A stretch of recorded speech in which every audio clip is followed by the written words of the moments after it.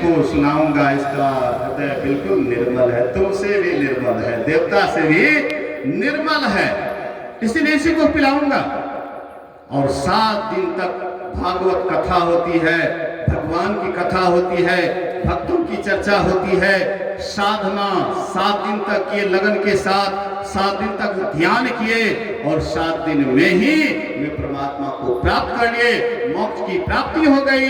इसलिए संत महापुरुष कहते हैं हम आपको भी 7 दिन के अंदर ही मोक्ष मिलेगा, लेकिन जब तक हम कोशिश नहीं करेंगे, हिम्मत मर्दे तो मरते खुदा, जब तक हिम्मत नहीं लगाएंगे तब तक भवसागर से पार नहीं हो सकते हैं। सब कोई, हम आप सब आदमी भवसागर में पड़े हुए हैं। आकर 4 लक्ष्य 84 जोनी भ्रमातया है, जीव अविनाशी फिरते सदा या कर प्रेरा, काल कर में स्वभाव गुण घेरा। कहते हैं 84 लाख योनियों में हम आप भ्रमण कर रहे थे, कुत्ता बिल्ली सांप सुंदर पता नहीं किन किन योनियों में गए और सभी दुखों को हमने बड़ा नजदीक से देखा, लेकिन मनुष्य शरीर में आए सब कुछ भूल गए और बस इसी में लगे हुए हैं। एक छोटी सी कहानी सुन लीजिए, उसके बाद मैं अपने वचन में विराम दूंगा। बोलिए प्रेम से श्री सद्गुरु। जब महाभारत की लड़ाई समाप्त हो जाती है और युधिष्ठिर जी महाराज जब राजा हो गए, धृतराष्ट्र बड़े आनंद से रह रहे थे, बड़े आनंद से उनका खान पान रहन सहन बड़ा आनंदमय था। लेकिन जब महाभारत का युद्ध शुरू हुआ था, उस समय में विदुर जी चले गए। महाभारत के युद्ध में विदुर जी नहीं थे, और जब समाप्त हो जाती है तब विदुर जी को मालूम हुआ, तब वे आए और जा करके देखते हैं,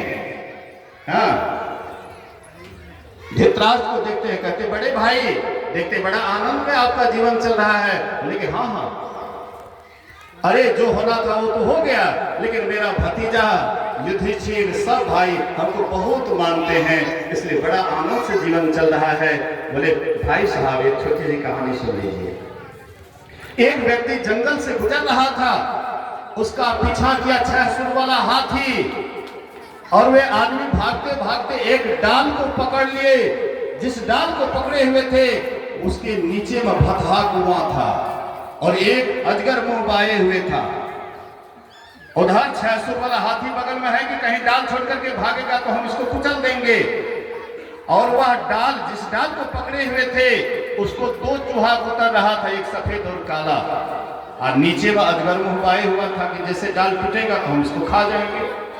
और तब तक उसका नजर पड़ गया ऊपर एक छत, मधु का छत्ता था, उसमें चिल्हा झपट्टा मार दिया और उससे रस टपकने लगा। इस सब बात को भूल गया और वही रस को पीने में मशहूर हो गया। धृतराष्ट्र कहते हैं कि वह महामूर्ख था, उसको तो किसी तरह से अपना प्राण बचाना चाहिए हैं, और मधु के रस में पीने में मशहूर हो गया। बोले कि वह मूर्ख कोई और नहीं है, वह मूर्ख हम लोग ही हैं, ये संसार ही जंगल है और हम आपका 6 ऋतु रूपी 6 सुर वाला हाथी पीछा किया हुआ है, और हम लोग आयु रूपी डाल को पकड़ लेते कि हमको तो इतना दिन तक जीना है, हमको 50 वर्ष 100 वर्ष जीना है। और जिसको हम जिस डाल आयु रूपी डाल को पकड़े हुए हैं उसको भी दिन और रात, दिन सफेद चूहा रात काला चूहा, ये दोनों उतर रहा है। गुरु महाराज कहते दिन बीतत जावे आयु फुटावे, भजो भजो प्रभु नाम। और नीचे में काल रूपी अजगर मुंह पाए हुआ है कि जैसे तुम गिरोगे आयु खत्म होगी, तुमको वैसे ही निगल लेंगे हड्डी पतली समाप्त। तो हम आपको भी वहां से हटना चाहिए, भागना चाहिए, लेकिन तब तक में मधु का रस अर्थात विषय का रस। कहते हैं लक्ष्मीपति जी महाराज कहते हैं विषय वासना छुटत न मन से, नाहक नर वैराग करे, जल बीच मीन बझे बंसी में, जिभ्या कारण प्राण तजे, सो रसना बस कियो न जोगी, नाहक इंद्री साध मरे, वन में रहत मृगा निशिवासर ना काहू से दोष करे, सो मुरली धुन सुनन कारण व्याधा बाण से प्राण हरे, नैना कारण जले पतिंगा पारस पाय गजराज हरे, नासा कारण भ्रमर नाश भयो पांचों रसले पांच मरे, किन्हों कोटि जब तीरथ मौनी होकर ध्यान धरे, लक्ष्मीपति तब लग सब झूठा जब लग मन नहीं हाथ धरे। जब तक ये मन को काबू नहीं कीजिएगा, मन पर काबू राखा बाबू तब है तब कल्याण हो। इस मन पर काबू कैसे करेंगे? तो हम लोग 9 द्वार से उठ करके 10वें द्वार में जाएंगे।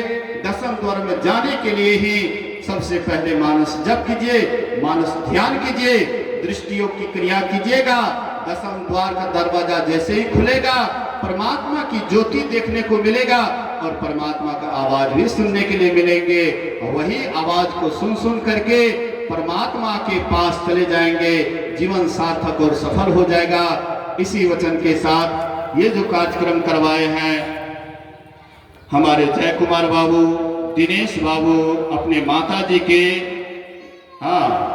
श्राद्ध क्रिया के अवसर पर बहुत सुंदर काम किए हैं। मैं गुरु महाराज से प्रार्थना करता हूँ कि वे माता जी जहाँ भी हों, जिस स्थिति में हों, उनको शांति और सुकून मिले और फिर पुनः आपकी कृपा होगी तो मनुष्य शरीर में आकर के भक्ति भजन करते हुए जब तक परमात्मा को प्राप्त न कर ले, तब तक आप उनके ऊपर से छत्र छाया दया कृपा नहीं हटाएंगे। इसी शुभकामना के साथ थोड़ी देर के लिए सब आदमी अपने अपने स्थान पर बैठ करके